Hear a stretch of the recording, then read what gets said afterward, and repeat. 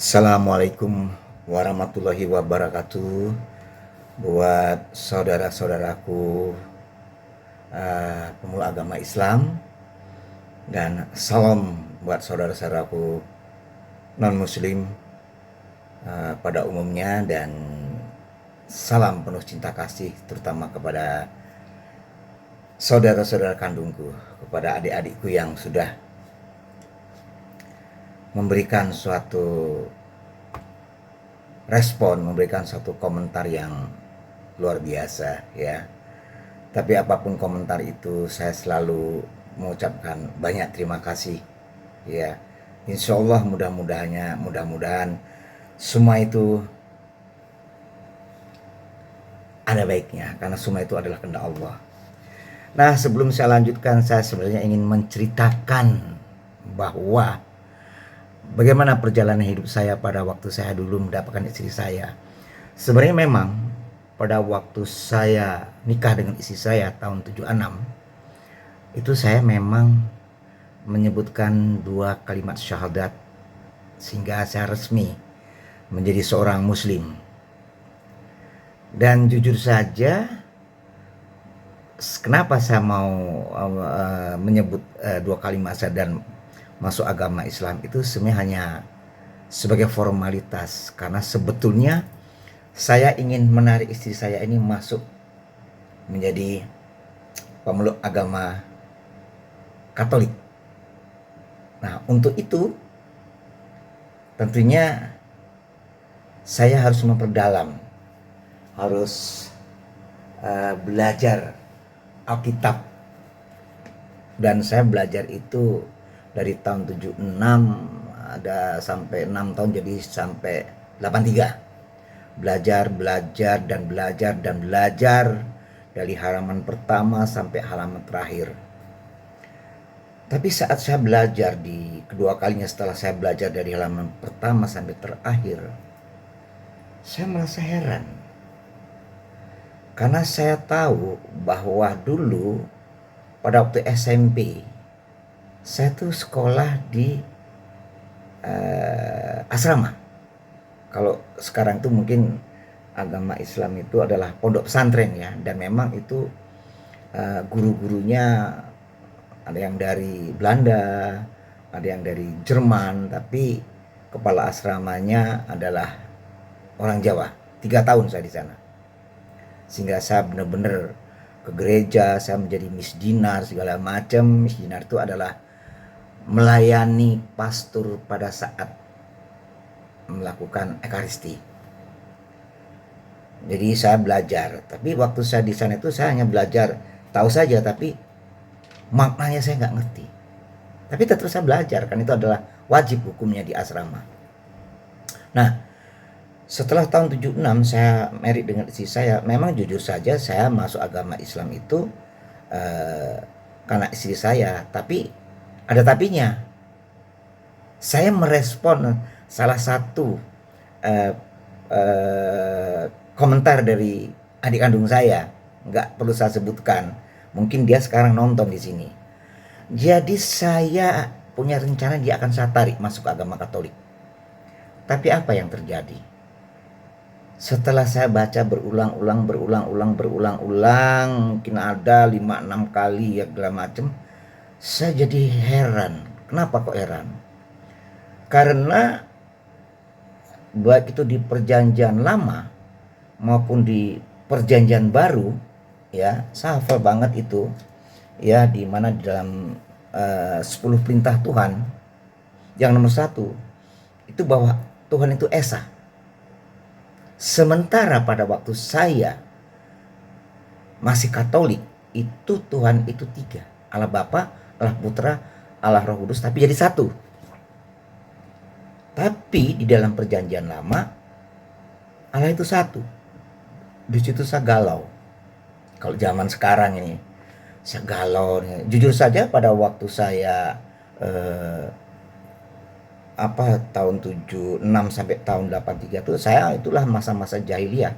Saya masih minum bir. Puasa saya nggak puasa di rumah, di luar saya makan.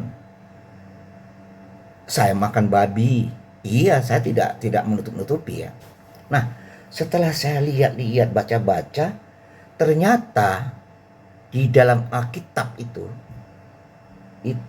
anggur atau minuman yang beralkohol itu dilarang. Termasuk babi. Nah, kalau kita lihat, sekarang kita lihat aja ya, bahwa anggur dilarang itu bukan saya yang bicara. Jadi saya bicara ini bukan dari saya loh, itu Alkitab. Sekali lagi, bukan saya tapi Alkitab. Ya, coba saudara-saudara, terutama saudara-saudara kandungku, adik-adikku yang saya kasih, yang saya cintai, buka Injil di Imamat 10:9. Masalah anggur yang beralkohol itu dilarang. Kalau kita bicara masalah babi itu dilarang, coba buka Imamat 11:7.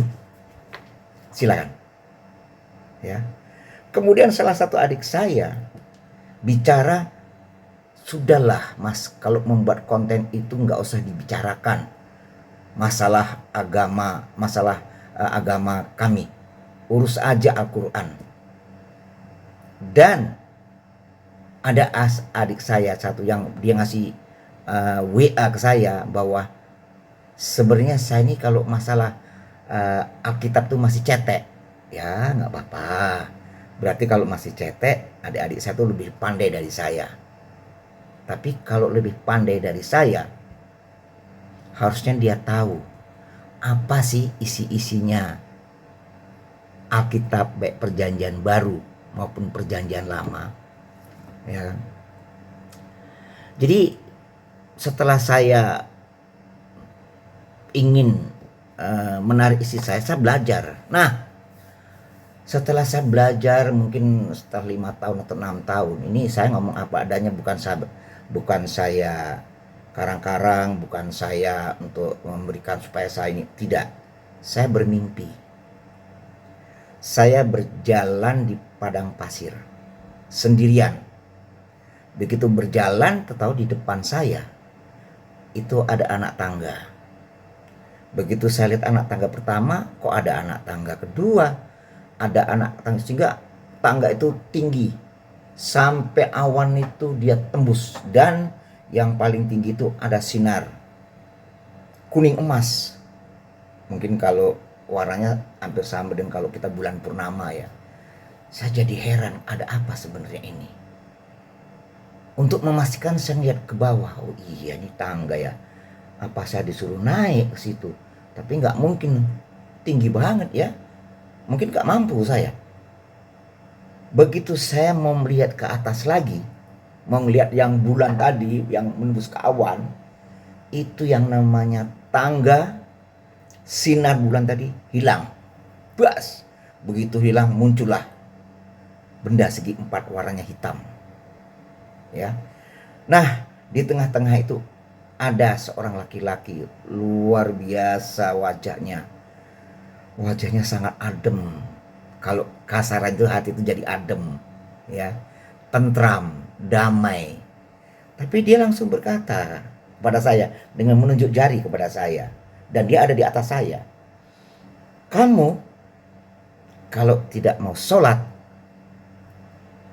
kembali ke agamamu. Itu saja yang dia sampaikan kepada saya. Kemudian dia balik badan, dia langsung Allahu Akbar. Tanpa sadar saya ikutin. Itu tambah saya galau lagi, ya. Karena saya nggak dapat jawaban apapun juga, akhirnya saya belajar. Saya membeli buku tuntunan sholat. Disitulah saya mulai belajar sholat. Ternyata sholat itu harus ngambil wudhu dan ada aturan-aturannya. Dan saya memang belajar. Akhirnya saya belajar. Nah, kalau sampai sekarang bapak-bapak, para pemirsa, saudara-saudaraku yang kita sama-sama memeluk agama Islam, ya, sampai saat ini pun saya masih belajar. Ini adalah Alkitab.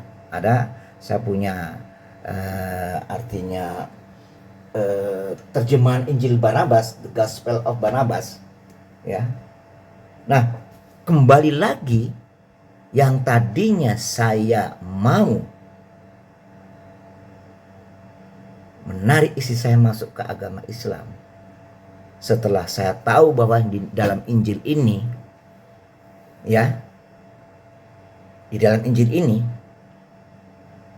itu dikatakan di dalam perjanjian lama maupun di dalam perjanjian baru bahwa Yesus itu bukan Tuhan. Sementara kemarin-kemarin saya menganggap bahwa Yesus itu adalah Tuhan. Dan di sini ini benar bahwa itu Yesus itu adalah seorang utusan. Utusan siapa? Utusan Allah Bapa di sorga, Allah Subhanahu wa taala. Ya. Nah, kalau kita mau lihat, ya, artinya apa yang saya sampaikan, ya, itu mari kita lihat sekarang di Keluaran, ya, di Keluaran 22 apa isinya? Akulah Tuhan Allahmu yang membawa engkau keluar dari tanah Mesir, dari tempat perbudakan. 23 masih di Keluaran, jangan ada padamu Allah lain di hadapanku. Jangan ada Allah lain. Artinya berarti Yesus Kristus itu bukan Allah, bukan Tuhan dong. Ini yang bicara bukan saya. Ini adalah di Injil. Ya, jangan ada Allah lain. Kita langsung lagi masuk ke dalam Keluaran 24. Jangan membuat bagimu patung yang menyerupai apapun yang ada di langit, di atas, atau yang ada di dalam air di bawah bumi. Keluaran 24. Keluaran 25 masih di perjanjian lama Alkitab. Jangan sujud menyembah kepadanya atau beribadah kepadanya, sebab aku, ini firman Tuhan ya, yang bicara ini adalah Tuhan. Sebab aku Tuhan Allahmu adalah Allah yang cemburu, yang membalaskan kesalahan kesalahan bapa kepada anak-anaknya, kesalahan kepada keturunannya, yang juga keempat dari orang-orang yang membenci aku. Kemudian di Keluaran 26, tetapi aku menunjukkan kasih setia kepada beribu-ribu orang, yaitu mereka yang mengasihi aku, maksudnya mengasihi Allah Bapa di sorga, dan yang berpegang pada perintah-perintahku. Oke? Kita masih di Keluaran tapi 20:16, jangan mengucapkan saksi dusta tentang sesamamu. Tidak boleh bohong, ya. Nah, di sini di Imamat 10:9, ya.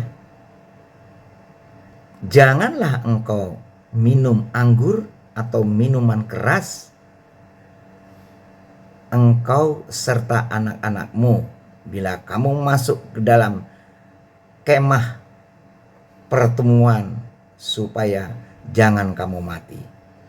Itulah suatu ketetapan untuk selamanya bagi kamu, turun menurun. Pertanyaan saya, ya, buat saudara-saudaraku non Muslim, Katolik, terutama satu juga kepada adik-adikku, tolong dijawab. Pada saat kita mengadakan misa Ekaristi, itu di dalam kayak piala itu dituangkan anggur, di mana anggur itu seolah-olah dianggap darah Kristus. kemudian ada roti namanya hosti. Jadi orang-orang nanti kalau sudah melakukan misa, mereka menerima hosti itu, namanya apa, tompok kumini lah kalau orang Jawa bilang itu ya. Ya kan, pertanyaan saya, sudah jelas bahwa anggur itu dilarang keras, kenapa kok masih dilakukan? Itu ya.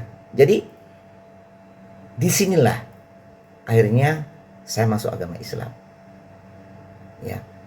Tapi kalau sampai saya dilarang untuk membicarakan masalah Injil, saudara-saudara kandungku, urus saja, kamu tuh baca saja Al-Quran.